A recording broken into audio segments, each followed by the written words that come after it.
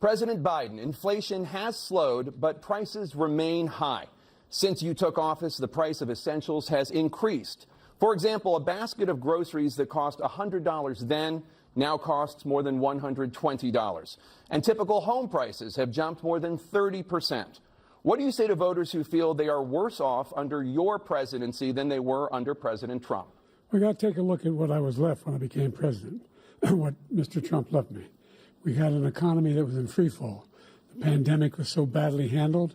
Many people were dying. All he said was, it's not that serious. Just inject a little bleach into your arm. You'll be all right. The economy collapsed. There were no jobs. Unemployment rate rose to 15%. It was terrible. And so what we had to do is try to put things back together again. And that's exactly what we began to do. We created 15,000 new jobs.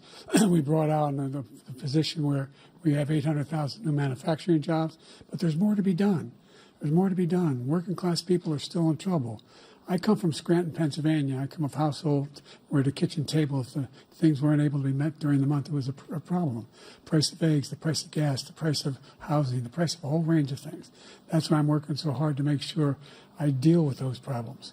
And we're going to make sure that we reduce the price of housing. We're going to make sure we build 2 million new units. We're going to make sure we cap rents so corporate greed can't take over. The combination, what I was left with in corporate greed, is the reason why we're in this problem right now. In addition to that, we're in a situation where if you take a look at all that was done in his administration, he didn't do much at all. By the time he left, things were in chaos, literally chaos. And so we put things back together. We created, I said, those jobs. We make sure we had a situation where we brought down the price of prescription drugs, which is a major issue for many people, to $15 for an insulin shot as opposed to $400. No senior has to pay more than $200 for any drug, all the drugs they can include beginning next year. And the situation is and we're going to make that available to everybody, to all Americans. So we're working to bring down the price around the kitchen table, and that's what we're going to get done. Thank you. President Trump? We have the greatest economy in the history of our country. We have never done so well. Everybody was amazed by it. Other countries were copying us. We got hit with COVID, and when we did, we spent the money necessary so we wouldn't end up in a Great Depression, the likes of which we had in 1929. By the time we finished, so we did a great job. We got a lot of credit for the economy, a lot of credit for the military, and no wars, and so many other things. Everything was rocking good. But the thing we never got the credit for, and we should have, is getting us out of that COVID mess.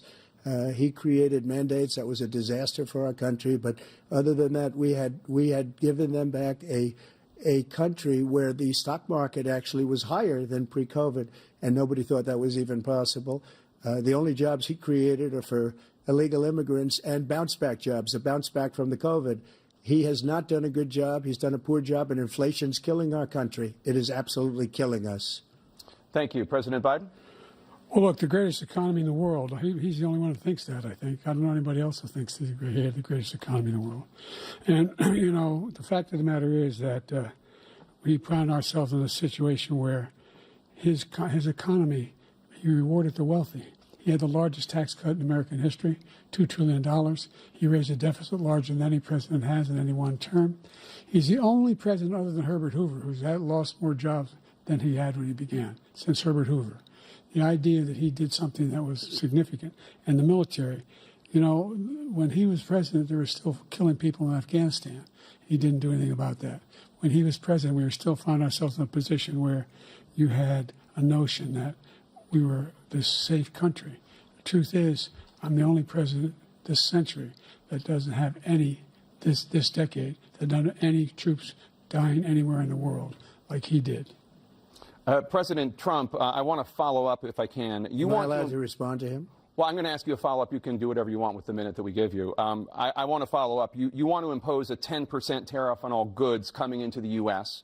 How will you ensure that that doesn't drive prices even higher? It's not going to drive them higher. It's just going to cost countries that have been ripping us off for years, like China and many others, in all fairness to China.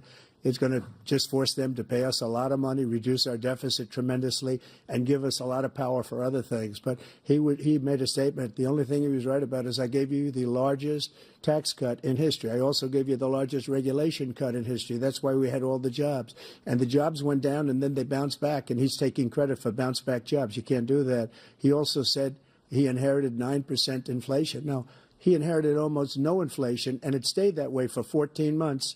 And then it blew up under his leadership because they spent money like a bunch of people that didn't know what they were doing, and they don't know what they were doing. It was the worst, probably the worst administration in history. There's never been. And as far as Afghanistan is concerned, I was getting out of Afghanistan, but we were getting out with dignity, with strength, with power.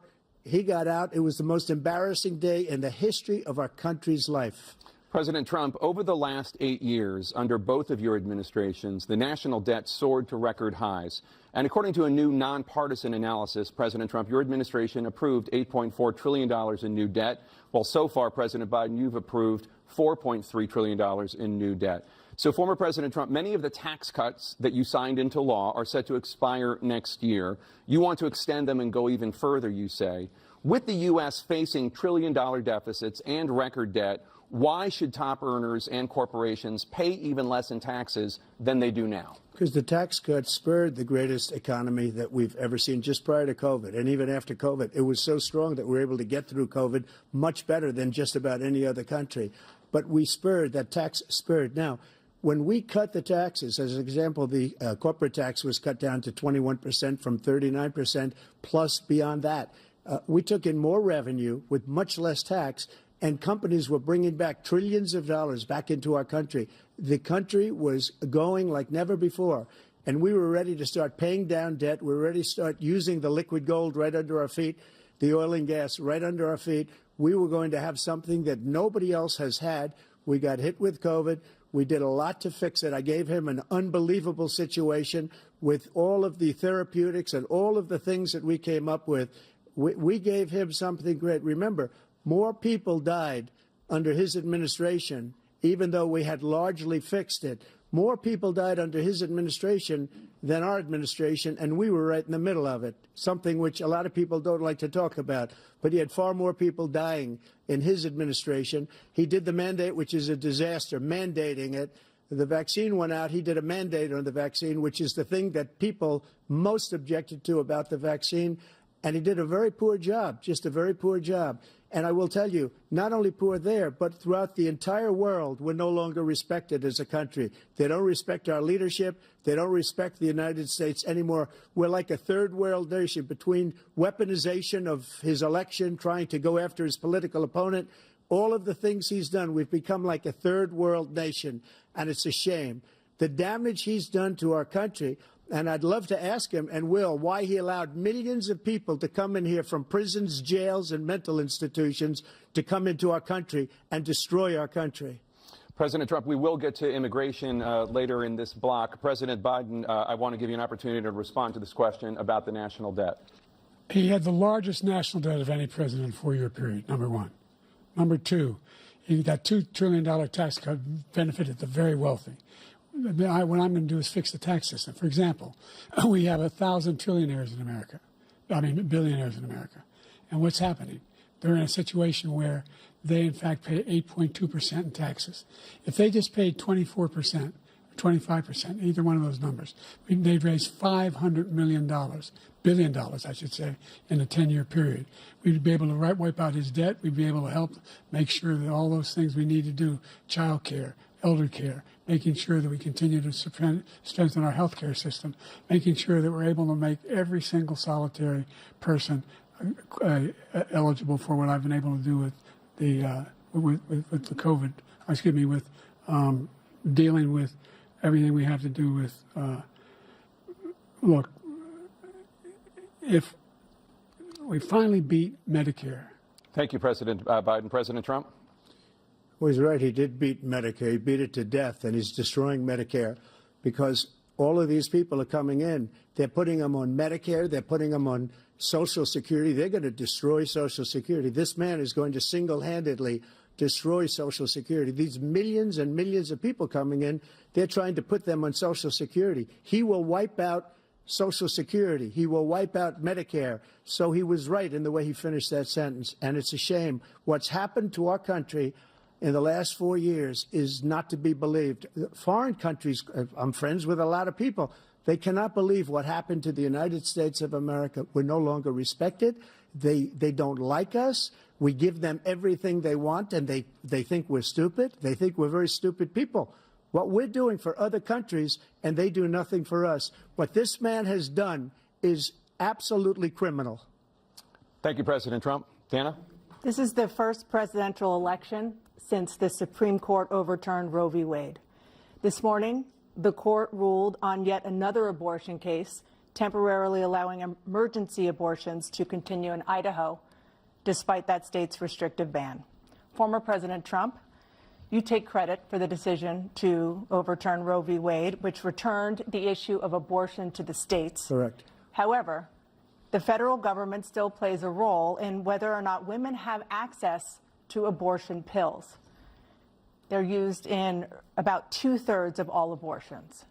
As president, would you block abortion medication?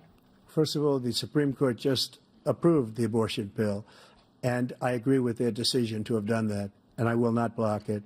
And if you look at this whole question that you're asking, complex but not really complex. 51 years ago, you had Roe v. Wade, and everybody wanted to get it back to the states. Everybody, without exception. Democrats, Republicans, liberals, conservatives. Everybody wanted it back. Religious leaders. And what I did is I put 3 great Supreme Court justices on the court, and they happened to vote in favor of killing Roe v. Wade and moving it back to the states. This is something that everybody wanted. Now, 10 years ago or so, they started talking about how many weeks and how many this, getting into other things. But every legal scholar throughout the world, the most respected, wanted it brought back to the states. I did that. Now the states are working it out. If you look at Ohio, it was a decision that was an end result that was a little bit more liberal than you would have thought. Kansas, I would say the same thing. Texas is different. Florida is different. But they're all making their own decisions right now. And right now, the states control it. That's the vote of the people. Like Ronald Reagan, I believe in the exceptions. I am a person that believes. And frankly, I think it's important to believe in the exceptions. Some people, you have to follow your heart. Some people don't believe in that. But I believe in the exceptions for rape, incest, and the life of the mother. I think it's very important. Some people don't. Follow your heart. But you have to get elected also. And because that has to do with other things. You got to get elected. The problem they have is they're radical because they will take the life of a child in the 8th month, the 9th month, and even after birth. After birth, if you look at the former governor of Virginia, he was willing to do this. He said, we'll put the baby aside and we'll determine what we do with the baby, meaning we'll kill the baby. What happened is we brought it back to the states, and the country is now coming together on this issue. It's been a great thing. Thank you. President Biden? It's been a terrible thing, what you've done. The fact is that the vast majority of constitutional scholars supported Roe when it was decided, supported Roe. And that's this idea that they're all against it is just ridiculous. And this is the guy who says the state should be able to have it. We're in a state where in 6 weeks, you don't even know whether you're pregnant or not, but you cannot see a doctor and have him decide on what your circumstances are, whether you need help. The idea that states are able to do this is a little like saying we're going to turn civil rights back to the states, let each state have a different rule. Look, there's so many young women who have been, including a young woman who just was murdered, and he went to the funeral. The idea that she was murdered by an immigrant coming in, they talk about that. But here's the deal: there's a lot of young women who are being raped by their in-laws, by their spouses, brothers and sisters, it's just ridiculous, and they can do nothing about it. And they try to arrest them when they cross state lines. Thank you. There have been many young women murdered by the same people he allows to come across our border. We have a border that's the most dangerous place anywhere in the world, considered the most dangerous place anywhere in the world. And he opened it up, and these killers are coming into our country, and they are raping and killing women. And it's a terrible thing. As far as the abortion is concerned, it is now back with the states. The states are voting. In many cases, it's frankly a very liberal decision. In many cases, it's the opposite. But they're voting, and it's bringing it back to the vote of the people, which is what everybody wanted. including the founders if they knew about this issue, which frankly they didn't.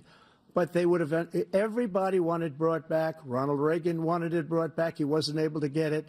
Everybody wanted it brought back, and many presidents had tried to get it back.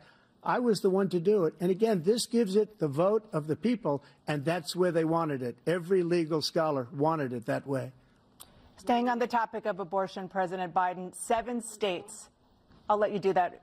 This is the same topic. 7 states have no legal restrictions on how far into a pregnancy a woman can obtain an abortion. Do you support any legal limits on how late a woman should be able to terminate a pregnancy? I supported Roe v. Wade, which had 3 trimesters. The first time is between the woman and the doctor. Second time is between the doctor and an extreme situation. The third time is between the doctor, between the woman and the state. The idea that the politicians, that the founders wanted the politicians to be the ones making decisions about women's health is ridiculous. That's the last. No politician should be making that decision. A doctor should be making those decisions. That's how it should be run. That's what you're going to do. And if I'm elected, I'm going to restore Roe v. Wade. So that means he can take the life of the baby in the 9th month and even after birth, because some states, Democrat run, take it after birth. Again, the former governor of Virginia, put the baby down, then we decide what to do with it. So he's willing to, as we say, rip the baby out of the womb in the 9th month and kill the baby. Nobody wants that to happen, Democrat or Republican. Nobody wants it to happen. That is simply not true. The Roe v. Wade does not provide for that. That's not the circumstance. Only if a woman's life is in danger, she's going to die. That's the only circumstance in which that can happen. But we are not for late-term abortion, period. Period, period.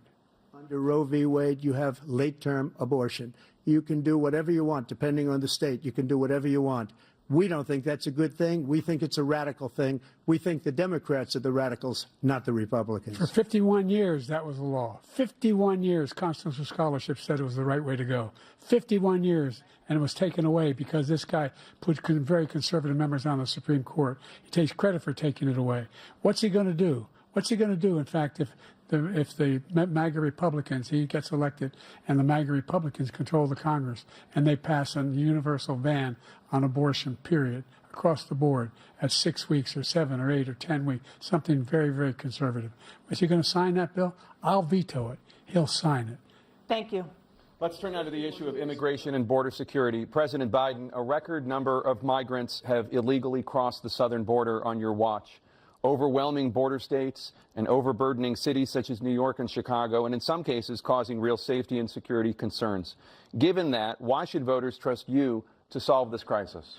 Because we worked very hard to get a bipartisan agreement that not only changed all of that, it made sure that we are in a situation where you had no circumstance where they could come across the border with the number of border police there are now. We significantly increased the number of asylum officers, significantly. By the way, the Border Patrol endorsed my position. In addition to that, we found ourselves in a situation where when he was president, he was separating babies from their mothers, putting them in cages, making sure the families were separated. That's not the right way to go. What I've done since I've changed the law, what's happened? I've changed it in a way that now you're in a situation where there are 40% fewer people coming across the border illegally. That's better than when he left office. And I'm going to continue to move until we get the total ban on the total initiative relative to what we can do with more Border Patrol and more asylum officers. President Trump? I really don't know what he said at the end of that sentence. I don't think he knows what he said either. Look, we had the safest border in the history of our country. The border, all he had to do was leave it. All he had to do was leave it. He decided to open up our border, open up our country to people that are from prisons, people that are from mental institutions, insane asylum, terrorists. We have the largest number of terrorists coming into our country right now, all terrorists, all over the world, not just in South America, all over the world. They come from the Middle East, everywhere. All over the world, they're pouring in.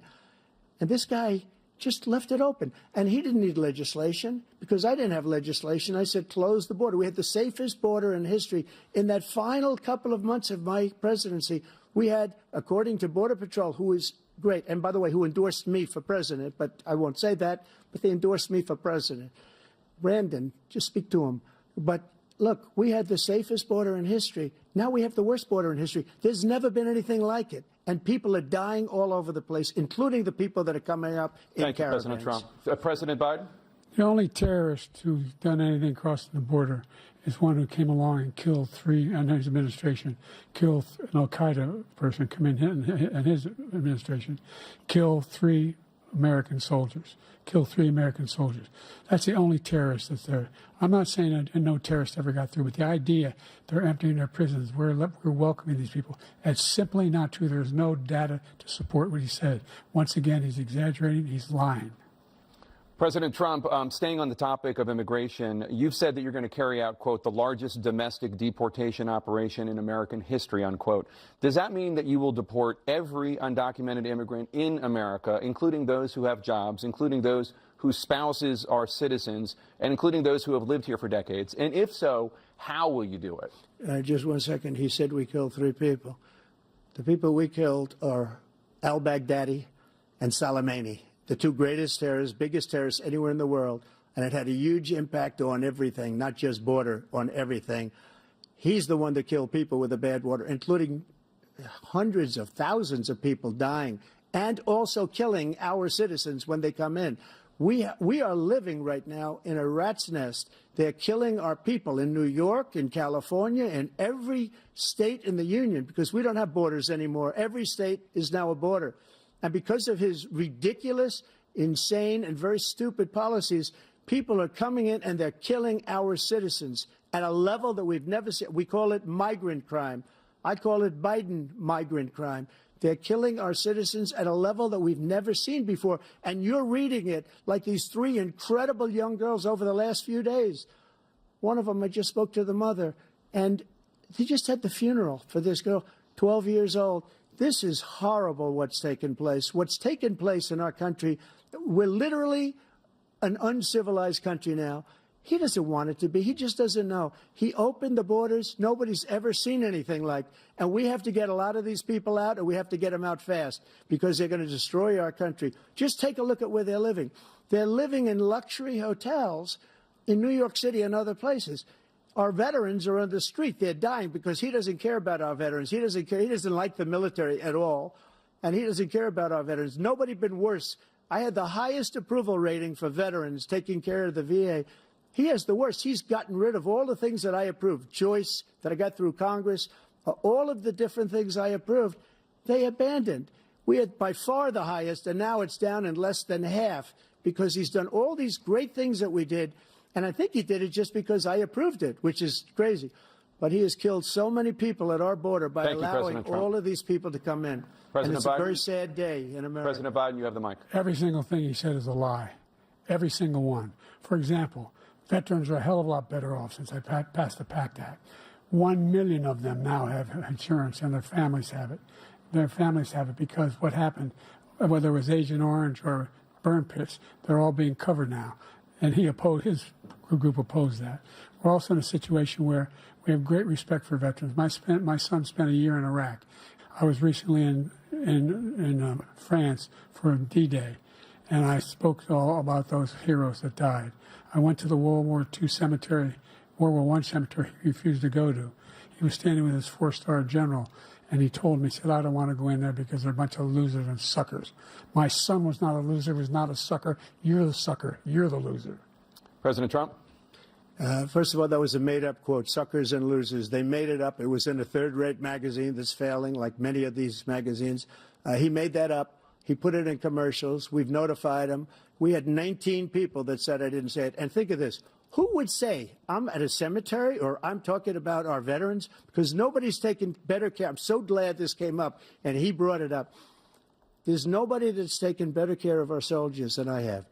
To think that I would, in front of generals and others, say suckers and losers. We have 19 people that said it was never said by me. It was made up by him, just like Russia was made up, just like the 51 intelligence agents are made up, just like the new thing with the 16 economists are talking. It's the same thing. 51 intelligence agents said that the laptop was Russia disinformation. It wasn't. That came from his son, Hunter. It wasn't Russia disinformation. He made up the suckers and losers, so he should apologize to me right now. Four-star general standing to your side who was on your staff who said you said it, period. That's number one. And number two, the idea that I have to apologize to you for anything along the line. We've done more for veterans than any president has in American history.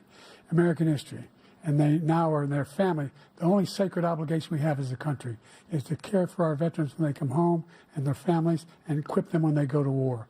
That's what we're doing. That's what the VA is doing now. They're doing more for veterans than ever before in our history. All right, thank you so much. Let's move to the topic of foreign policy. I want to begin with Russia's war against Ukraine, which is now in its third year.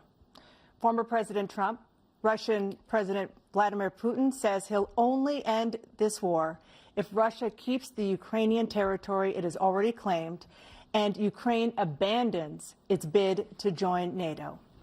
Are Putin's terms acceptable to you? First of all, our veterans and our soldiers can't stand this guy. They can't stand him. They think he's the worst commander-in-chief, if that's what you call him, that we've ever had. They can't stand him. So let's get that straight. And they like me more than just about any of them. And that's based on every single bit of information. As far as Russia and Ukraine, if we had a real president, the president that knew, that was respected by Putin, he would have never invaded Ukraine. A lot of people are dead right now, much more than people know. You know, they talk about numbers. You can double those numbers, maybe triple those numbers. He did nothing to stop it. In fact, I think he encouraged Russia from going in. I'll tell you what happened. He was so bad with Afghanistan. It was such a horrible embarrassment, most embarrassing moment in the history of our country, that when Putin watched that and he saw the incompetence, that he should have fired those generals, like I fired the one that you mentioned, and so he's got no love lost. But he should have fired those generals. No general got fired for the most embarrassing moment in the history of our country, Afghanistan, where we left billions of dollars of equipment behind. We lost 13 beautiful soldiers, and 38 soldiers were obliterated. And by the way, we left people behind, too. We left American citizens behind. When Putin saw that, he said, you know what? I think we're going to go in and maybe take this was his dream. I talked to him about it, his dream. The difference is he never would have invaded Ukraine, never. Just like Israel would have never been invaded in a million years by Hamas. You know why? Because Iran was broke with me. I wouldn't let anybody do business with them. They ran out of money. They were broke. They had no money for Hamas. They had no money for anything. No money for terror. That's why you had no terror at all during my administration. This place, the whole world is blowing up under him. President Biden? I've never heard so much malarkey in my whole life. Look, the fact of the matter is that we're in a situation where, let's take the last point first. Iran attacked American troops, caused brain damage for a number of these troops, and he did nothing about it. Recently, not when he was president. They attacked. He said they're just having headaches. That's all it is. He didn't do a thing when the attack took place, number one.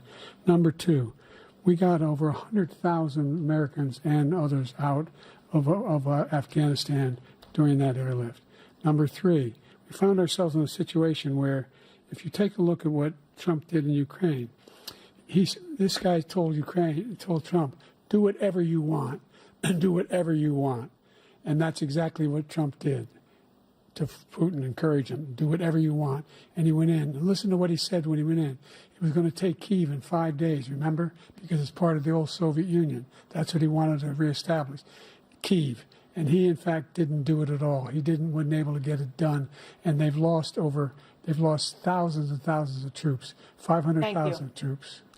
President Trump, I never come back said to you that. for 1 minute. I just want to go back to my original question, which is, are Putin's terms acceptable to you? Keeping the territory in Ukraine? No, they're not acceptable. But look, this is a war that never should have started. If we had a leader in this war, he led everybody along. He's given $200 billion now or more to Ukraine. He's given $200 billion. That's a lot of money. I don't think there's ever been anything like it. Every time that Zelensky comes to this country, he walks away with $60 billion. He's the greatest salesman ever.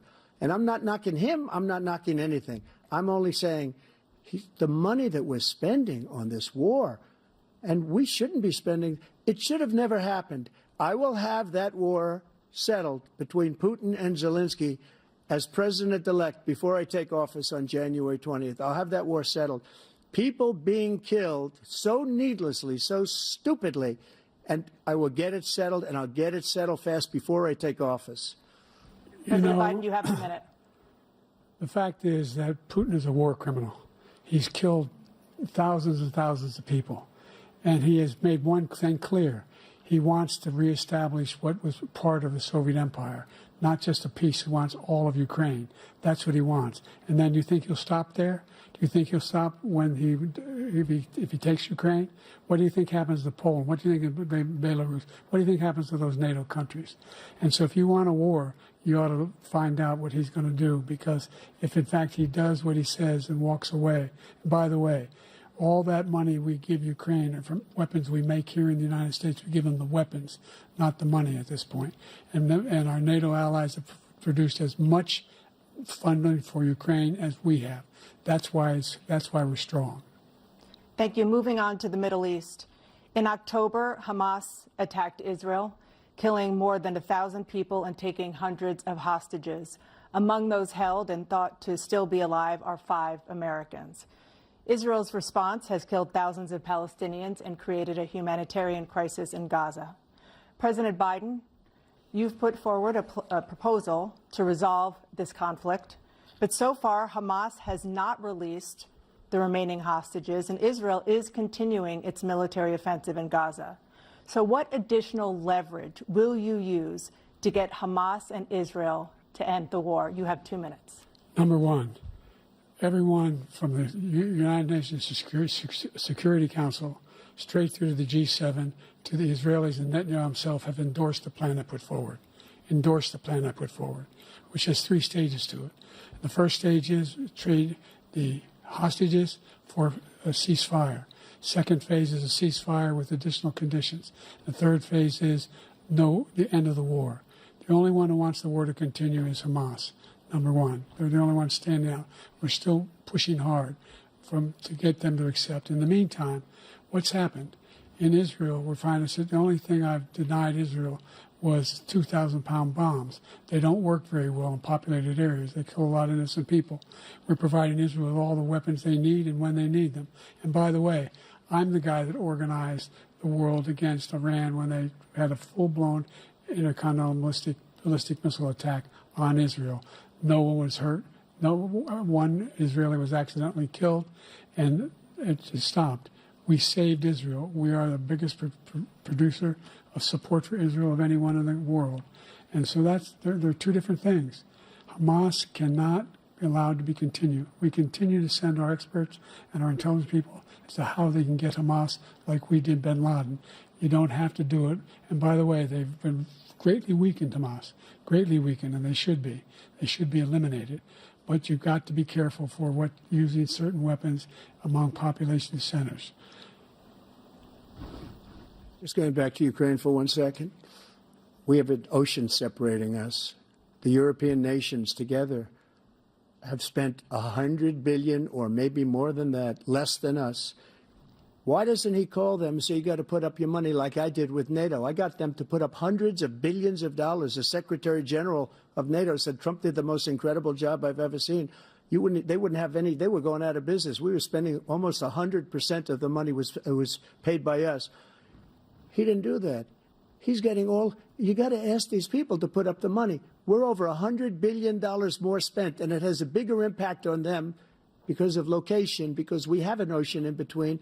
You got to ask them. As far as Israel and Hamas, Israel's the one that wants to go. He said the only one who wants to keep going is Hamas. Actually, Israel is the one, and you should let him go and let him finish the job. He doesn't want to do it. He's become like a Palestinian, but they don't like him because he's a very bad Palestinian. He's a weak one. President Biden, you have a minute. I've never heard so much foolishness. This is a guy who wants to get out of NATO. You're going to stay in NATO? He's going to pull out of NATO. The idea that our strength lies in our alliances as well. It may be a big ocean, but we're ever able to avoid a war in Europe, a major war in Europe?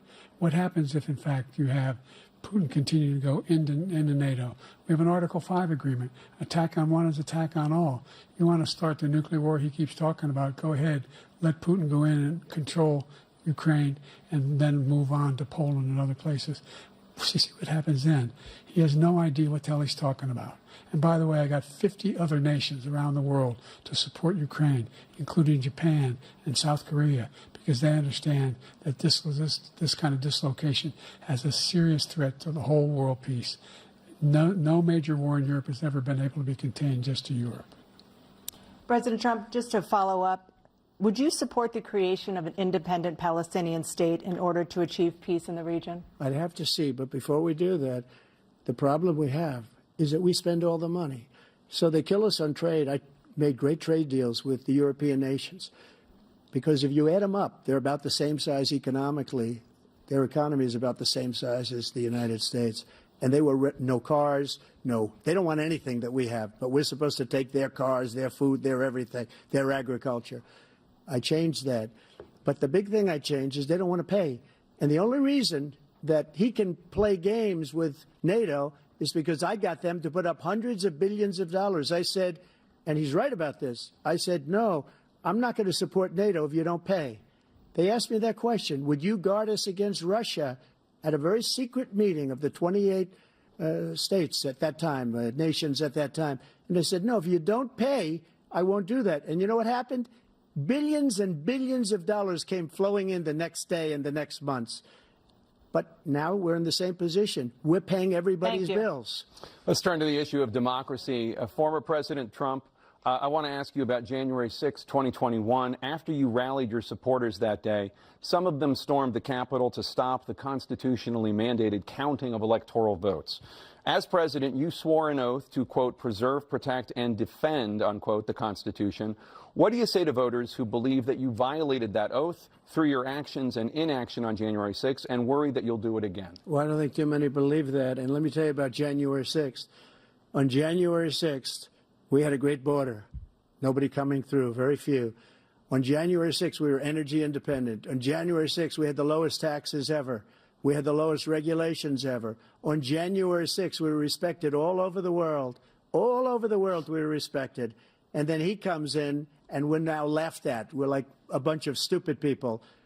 What happened to the United States' reputation under this man's leadership is horrible, including weaponization, which I'm sure at some point you'll be talking about, where he goes after his political opponent because he can't beat him fair and square.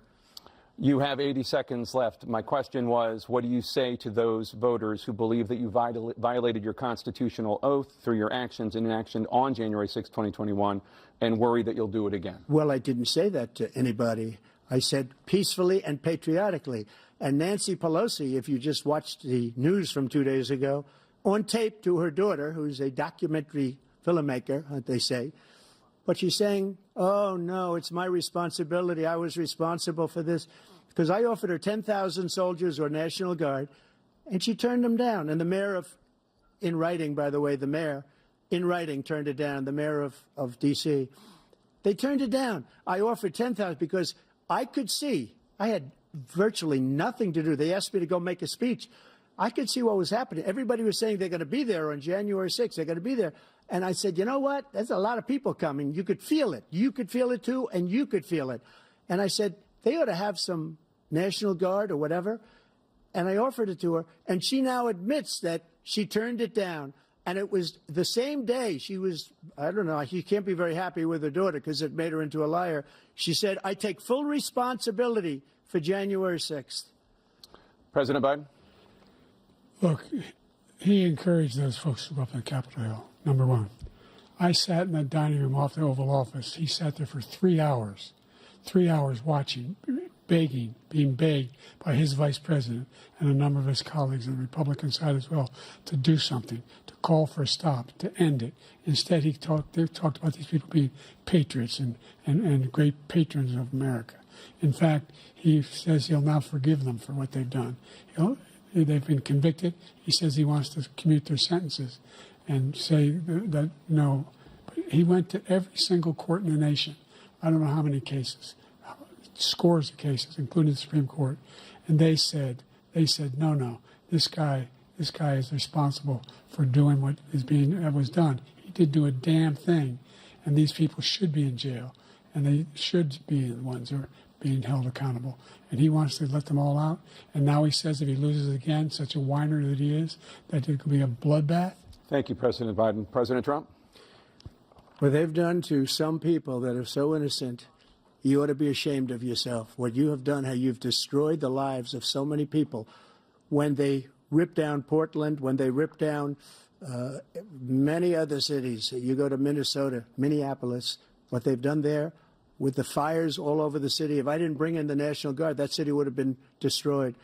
When you look at all of they took over big chunks of Seattle. I was all set to bring in the National Guard. They heard that. They saw them coming, and they left immediately. What he said about this whole subject is so off. Peacefully patriotic. One other thing. The Unselect Committee, which is basically two horrible Republicans that are all gone now, out of office, and Democrats, all Democrats, they destroyed and deleted all of the information they found because they found out we were right. We were right. And they deleted and destroyed all of the information. They should go to jail for that. If a Republican did that, they'd go to jail. Thank you, President Trump. President Biden, I want to give you a minute. The only person on this stage is a convicted felon is the man I'm looking at right now. And the fact of the matter is, what he's telling you is simply not true. The fact is that there was no effort on his part to stop what was going on up in Capitol Hill. And all those people, every one of those who were convicted, turned over desks, turned them over statues. The idea that those people are patriots? Come on. When I asked him the first two debates we had, first time around, I said, will you denounce the Proud Boys? He said, no, I'll tell them to stand by.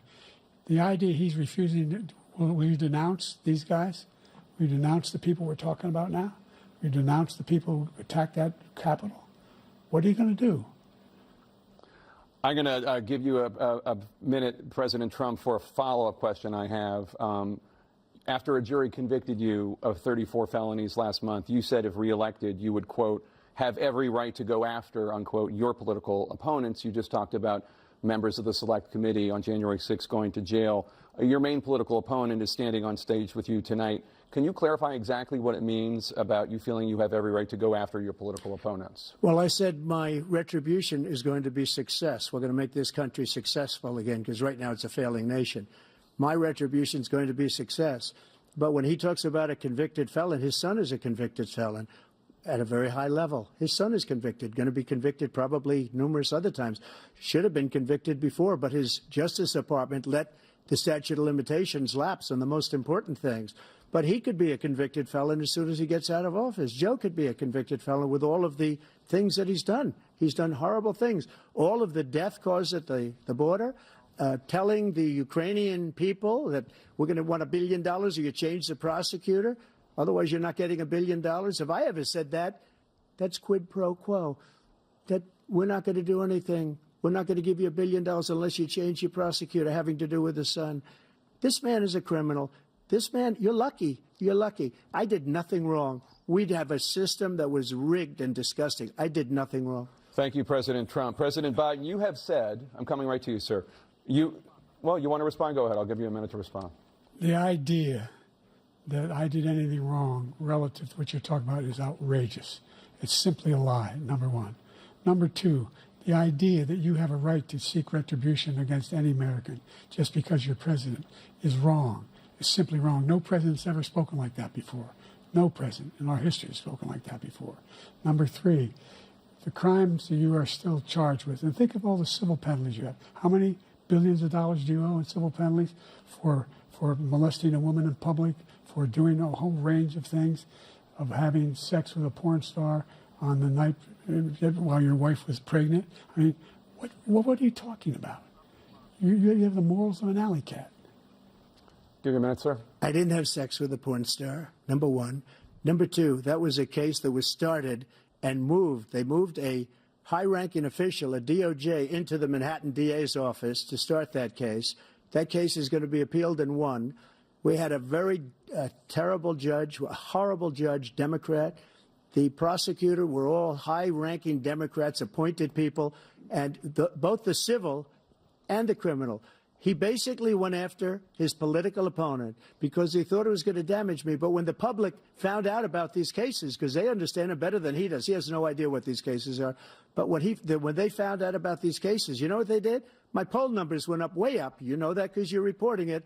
And we took in more money in the last 2 weeks than we've ever taken in the history of any campaign. I don't think any campaign has ever taken. Hundreds of millions of dollars came pouring in because the public knows it's a scam, and it's a guy that's after his political opponent because he can't win fair and square. Thank you, President Trump. President Biden, you have said, quote, Donald Trump and his MAGA Republicans are determined to destroy American democracy. Do you believe that the tens of millions of Americans who are likely to vote for President Trump will be voting against American democracy? The more they know about what he's done, yes. The more they know about what he's done. And there's a lot more coming. He's got a lot of cases down the road coming out. He's got a whole range of issues he has to face. I don't know what the juries will do, but I do know he has a real problem.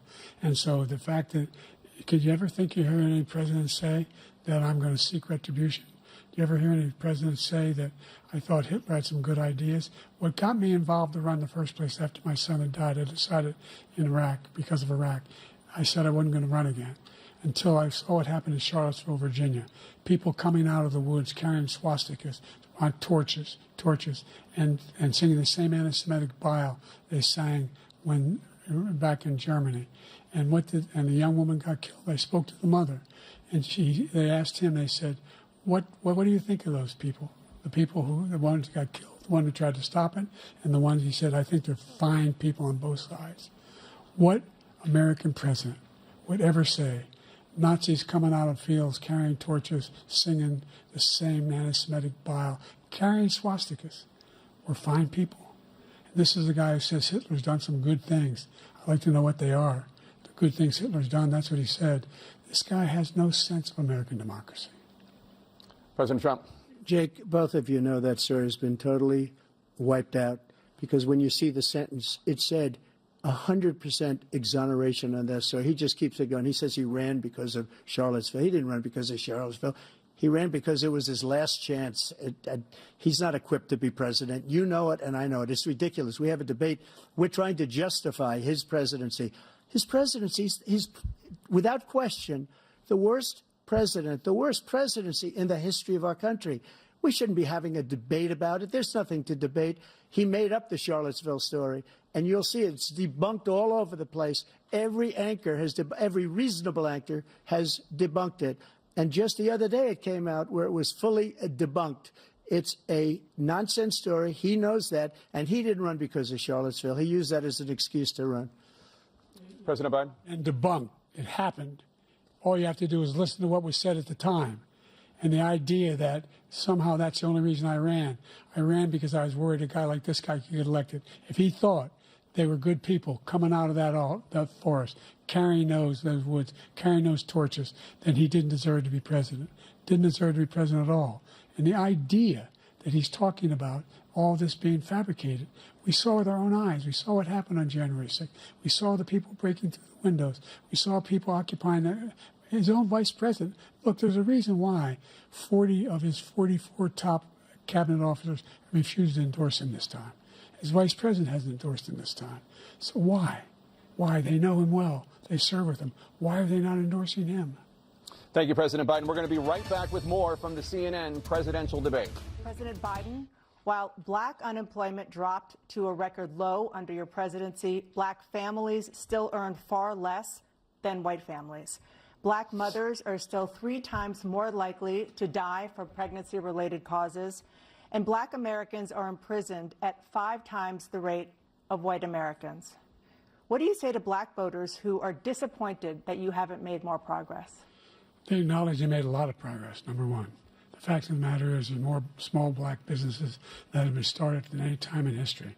Number two, the wages of black unemployment is the lowest level it's been in a long, long time. Number three, we're trying to provide housing for black Americans and dealing with the segregation that exists among these corporations that collude to keep people out of their houses.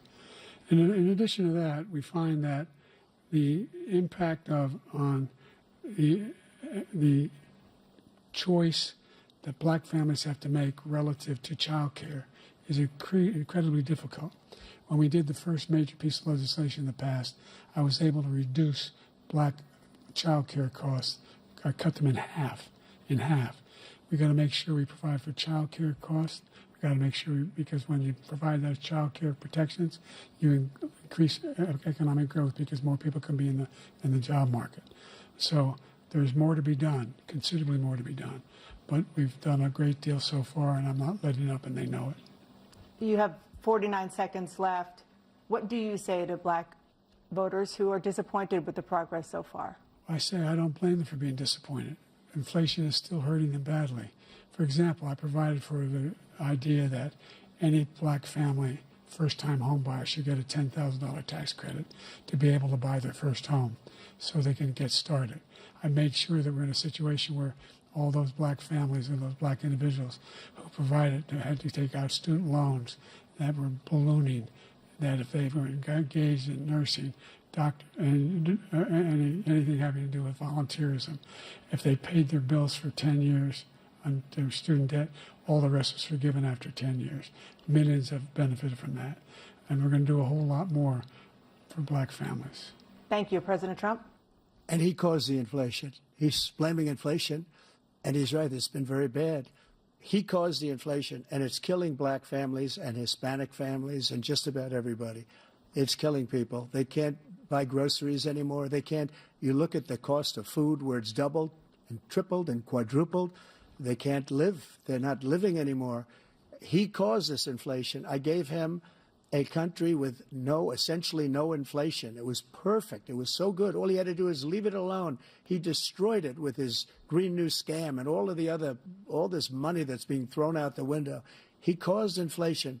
As sure as you're sitting there, the fact is that his big kill on the black people is the millions of people that he's allowed to come in through the border. They're taking black jobs now, and it could be 18, it could be 19, and even 20 million people. They're taking black jobs, and they're taking Hispanic jobs, and you haven't seen it yet, but you're going to see something that's going to be the worst in our history. Thank you. President Biden?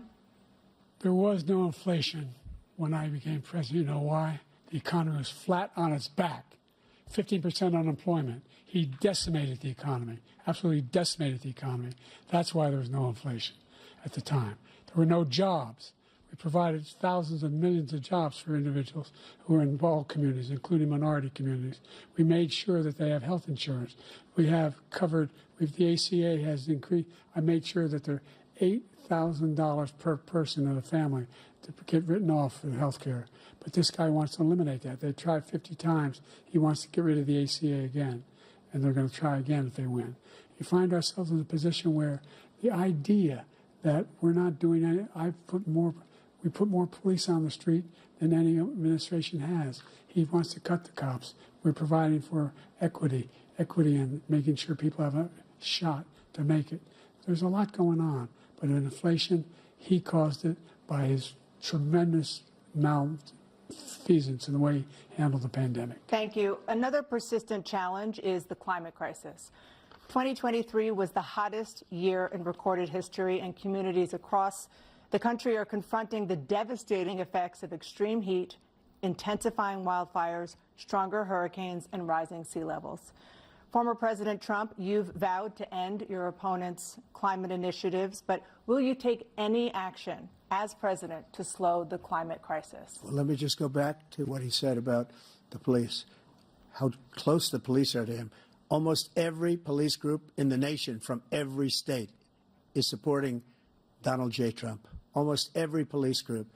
And what he's done to the black population is horrible, including the fact that for 10 years he called them super predators. We can't, in the 1990s, we can't forget that. Super predators was his name, and he called it to them for 10, and they've taken great offense at it, and now they see it happening. But when they see what I did for criminal justice reform and for the historically black colleges and universities, where I funded them and got them all funded, and the opportunity zones with Tim, as you know, Tim Scott was incredible. He did a great job, great senator from South Carolina. He came to me with the idea, and it was a great idea. It's one of the most successful economic development acts ever in the country, opportunity zones. And the biggest beneficiary are blacks. And that's why we have the best numbers with them in maybe ever. They're saying ever. I read this morning where ever, the best numbers. He's lost much of the black population because he's done a horrible job for black people. He's also done a horrible job for Hispanics. But wait till you see these millions of people pouring into our country, and they're going to take the jobs, and it's already started, and you haven't seen anything yet. It's a disaster. You've 38 seconds left. President Trump, will you take any action as president to slow the climate crisis? So I want absolutely immaculate clean water, and I want absolutely clean air, and we had it. We had H2O. We had the best numbers ever, and we were using all forms of energy, all forms, everything. And yet, during my 4 years, I had the best environmental numbers ever. And my top environmental people gave me that statistic just before I walked on the stage, actually. I don't know where the hell he's been. The idea that anything he said is true. I've passed the most extensive climate change legislation in history. We find ourselves, and by the way, black colleges. I came up with $15 billion for HBCUs, historic black universities and colleges, because they don't have those. They don't have the kind of contributors that they have to build these laboratories and the like. Any black student is capable in college of doing any white student can do. They just have the money. But now they'll be able to get those jobs in high tech. We're in a situation where the idea that he is claiming to have done something that had the cleanest water. He hadn't done a damn thing with the environment. He pulled out of the Paris Peace Accord, Climate Accord.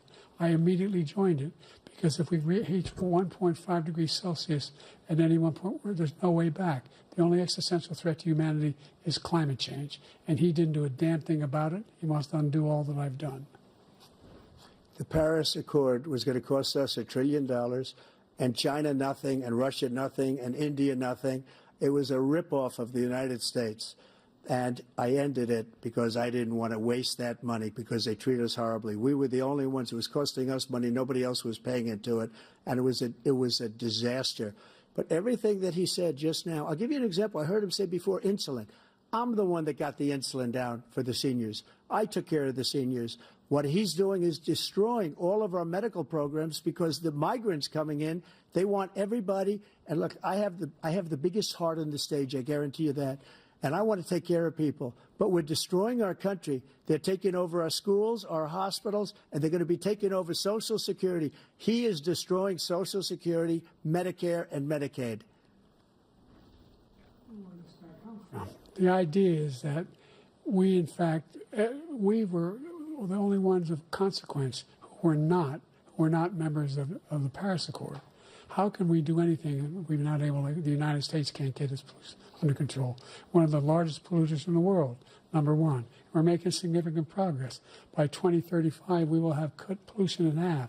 We have made significant progress, and we're continuing to make progress. We set up a climate corps for thousands of young people will learn how to deal with climate, just like the Peace Corps. And we're moving in directions that are going to significantly change the elements of cause of pollution. But the idea that he claims that he has the biggest heart up here and he's really concerned about pollution and about climate, I've not seen any indication of that. And by the way, with regard to prescription drugs, one company agreed that they would reduce the price to $35, which I was calling for, one, voluntarily. I made sure every company in the world, every pharmaceutical company, cannot have to pay. Thank you. And by the way, so every day, millions of Americans struggle just to make ends meet. For many older Americans, Social Security provides a critical lifeline. President Biden, if nothing is done to Social Security, seniors will see their benefits cut in just over 10 years. Will you name tonight one specific step that you're willing to take to keep Social Security solvent? yes, make the very wealthy begin to pay their fair share. Right now, everybody making under $170,000 pays 6% of their income, of their paycheck, every single time they get a paycheck from the time of the first one they get when they're 18 years old. The idea that they're going to, I'm proposing that everybody, the millionaires pay 1%. 1%. So no one I would not raise the cost of Social Security for anybody under $400,000. After that, I began to make the wealthy begin to pay their fair share by increasing from 1% beyond to be able to guarantee the program for life. So you still have 82 seconds left. Are there any other measures that you think that would be able to help keep Social Security solvent, or is that one enough? Well, no, that one enough will keep it solvent. But the biggest thing will do if we defeat this man, because he wants to get rid of Social Security. He thinks there's plenty to cut in Social Security. He's wanting to cut Social Security and Medicare, both times. And and if you look at the program put forward by the House Republican caucus that I believe supports, is in fact want to cut it as well. The idea that we don't need to protect our seniors is ridiculous. And by the way, the American public has greater health care coverage today than ever before. And on the ACA, as I said, you're in a circumstance where 400,000 people, 40 million people would not have insurance because they have a pre-existing condition. Only thing that allows them to have that insurance is the fact that they, in fact, are part of the ACA. And by the way, the other thing is, we're in a situation where we talk about education for black communities. I've raised the amount of money for Pell Grants by another $8,000. So anybody making under $70,000 a year is going to be able to get $15,000 toward their tuition. He just doesn't know what he's talking about. Thank you, President Biden. President Trump. So I've dealt with politicians all my life. I've been on this side of the equation for the last 8 years. I've never seen anybody lie like this guy. He lies. I've never seen it. He can look you in the face. About so many other things, too. And we mentioned the laptop. We mentioned Russia, Ukraine. Everything he does is a lie. It's misinformation and disinformation. The losers and suckers story that he made up is a total lie on the military. It's a disgrace.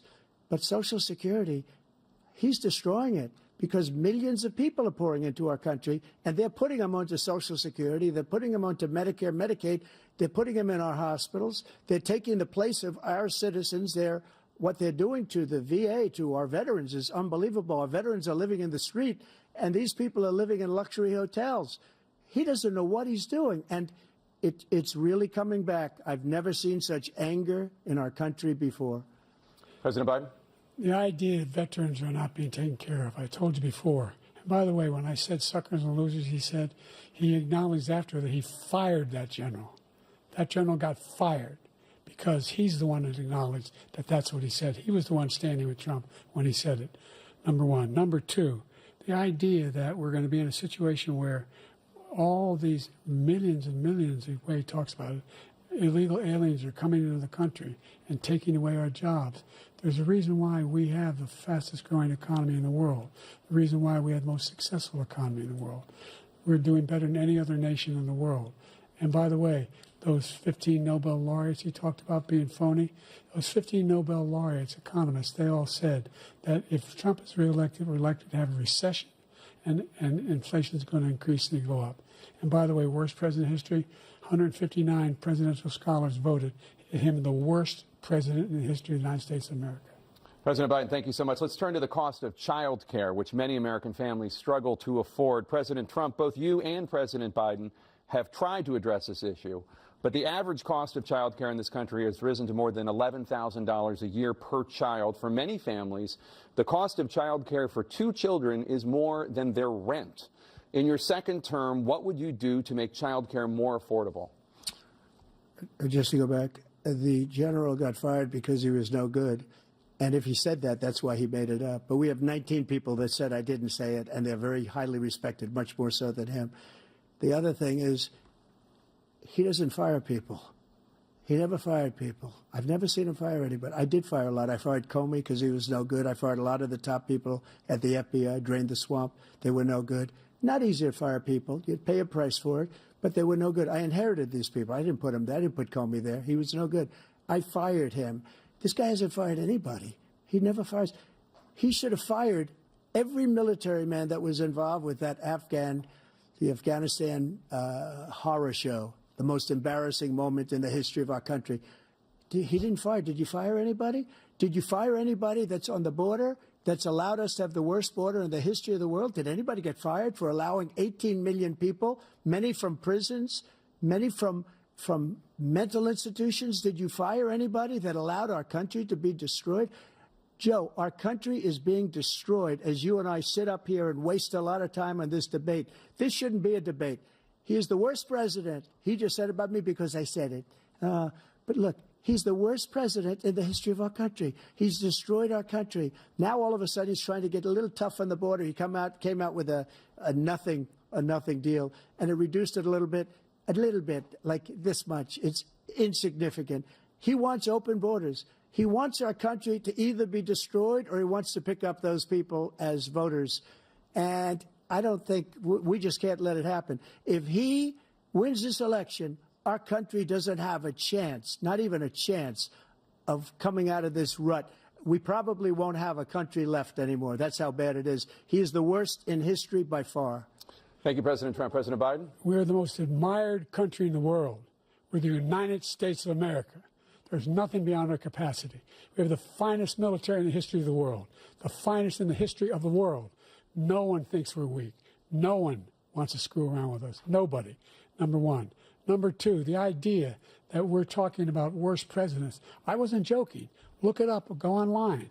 159 or 58, don't hold me the exact number, presidential historians, they've had meetings and they voted who's the worst president in American history. One through best to worst. They said he was the worst in all of American history. That's a fact. That's not conjecture. He can argue they're wrong, but that's what they voted. The idea that he is doing anything to deal with child care, he did virtually nothing to child care. We should significantly increase the child care tax credit. We should significantly increase the availability of women and men or single parents to be able to go back to work. And we should encourage businesses to have. Thank you, President Biden. Facilities. President Trump, the question was about what would you do to make child care more affordable, if you want to take your minute. Just so you understand, we have polling, we have other things that they rate him the worst because what he's done is so bad. And they rate me, I'll show you, I will show you, and they rate me one of the best, okay? And if I'm given another 4 years, I will be the best. I think I'll be the best. Nobody's ever created an economy like us. Nobody ever cut taxes like us. He's the only one I know. He wants to raise your taxes by 4 times. He wants to raise everybody's taxes by 4 times. He wants the Trump tax cuts to expire. So everybody, including the two of you, are going to pay 4 to 5 times. Nobody ever heard of this before. All my life, I'd grow up and I'd see politicians talking about cutting taxes. When we cut taxes, as I said, we did more business. Apple and all these companies, they were bringing money back into our country. The worst president in history by far, and everybody knows it. President Biden? Look, the fact of the matter is that he's dead wrong about, he's increased the tariff, he will increase the taxes on middle-class people. I said I'd never raise a tax on anybody making less than $400,000. I didn't. But this tariff is 10% tariffs. Everything coming in the country, you know what the economists say? That's going to cost the average American $2,500 a year more because they're going to have to pay the difference in food and all the things that are very important. Number two, he's in a situation where he talks about how he has not raised, he somehow helped the middle class. The middle class have been devastated by you. Now you want a new tax cut of $5 trillion over the next 10 years, which is going to fundamentally bankrupt the country. You had the largest deficit of any president in American history, number one. Number two, you have not, in fact, made any contact, any progress with China. We are the lowest trade deficit with China since 2010. Thank you, President Biden. You lost Thank you, President Biden. Let's discuss an epidemic impacting millions of Americans that both of you have made a top priority in your first term, the opioid crisis. And for both of you, the number of overdose deaths in this country has gone up. Under your term, it went up. Under your term, it has gone up. Former President Trump, despite the efforts that both of you have made, more than 100,000 Americans are dying from overdoses every year, primarily from fentanyl and other opioids. What will you do to help Americans right now in the throes of addiction who are struggling to get the treatment they need?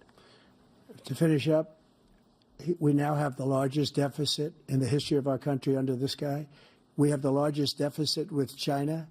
He gets paid by China. He's a Manchurian candidate. He gets money from China. So I think he's afraid to deal with them or something. But do you notice he never took out my tariffs because we bring in so much money with the tariffs that I imposed on China.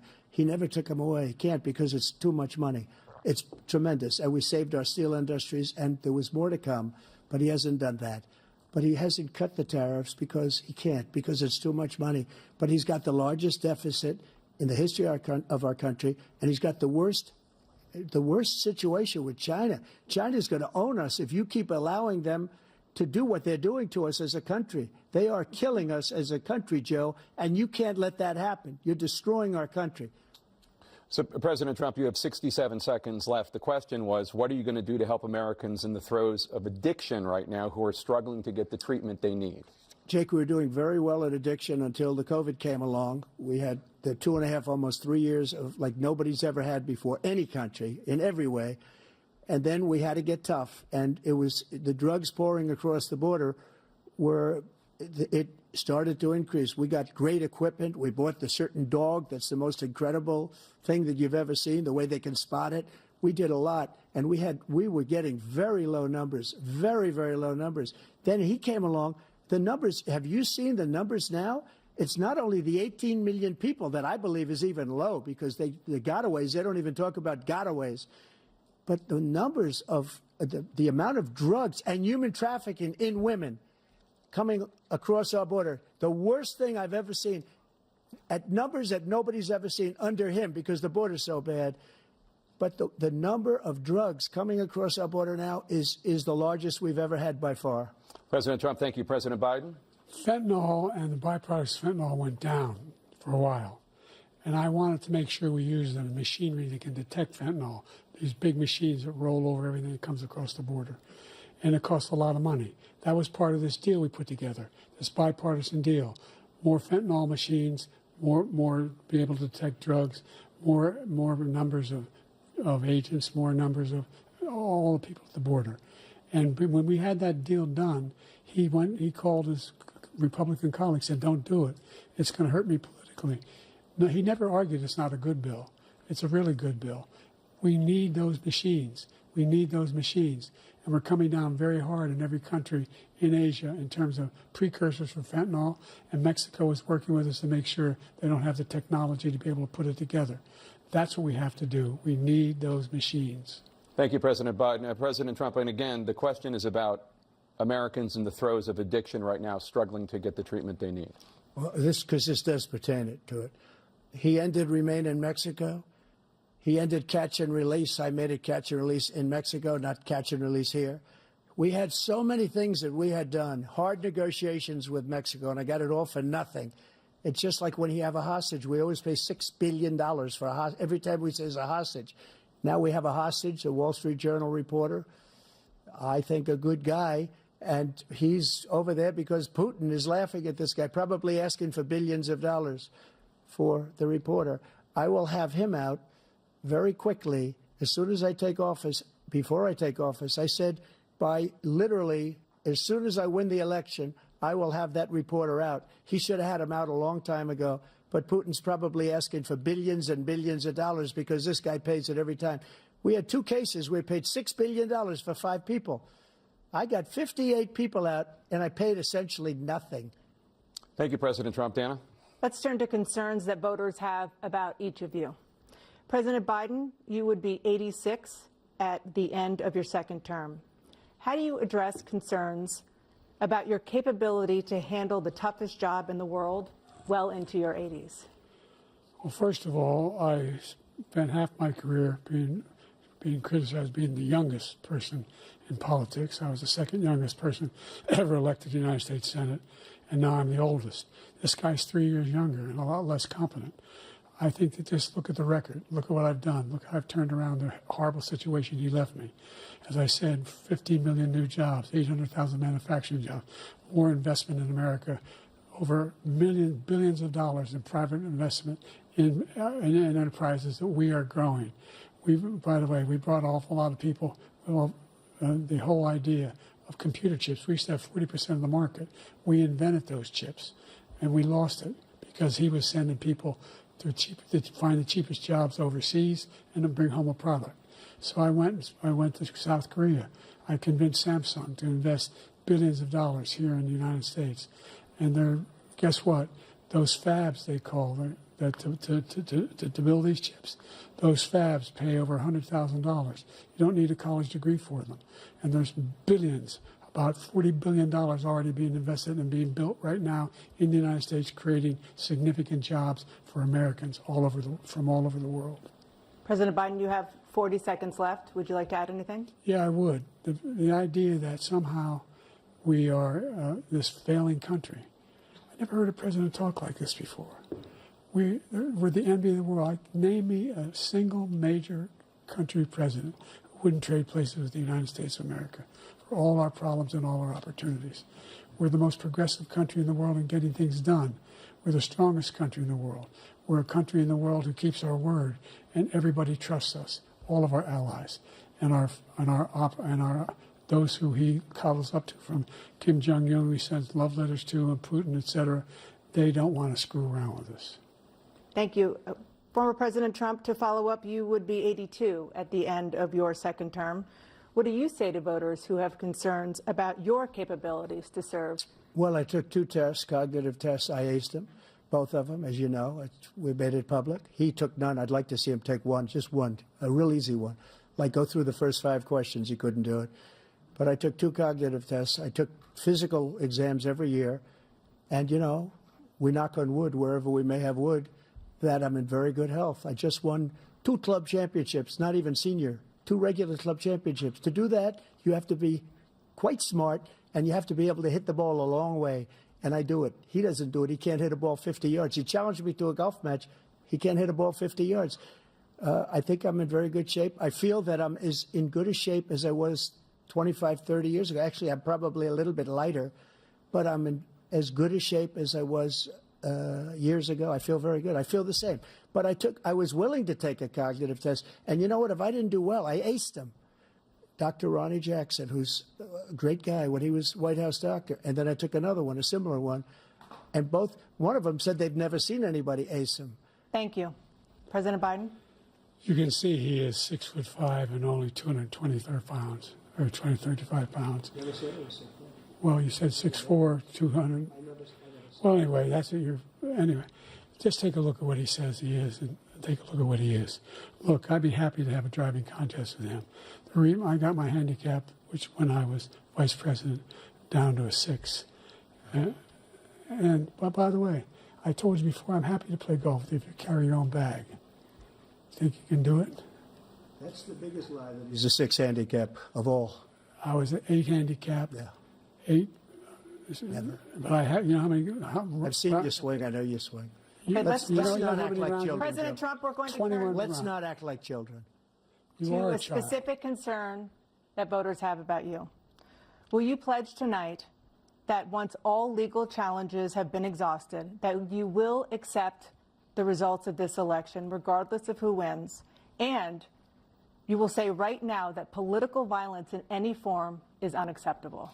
Well, I shouldn't have to say that, but of course I believe that. It's totally unacceptable.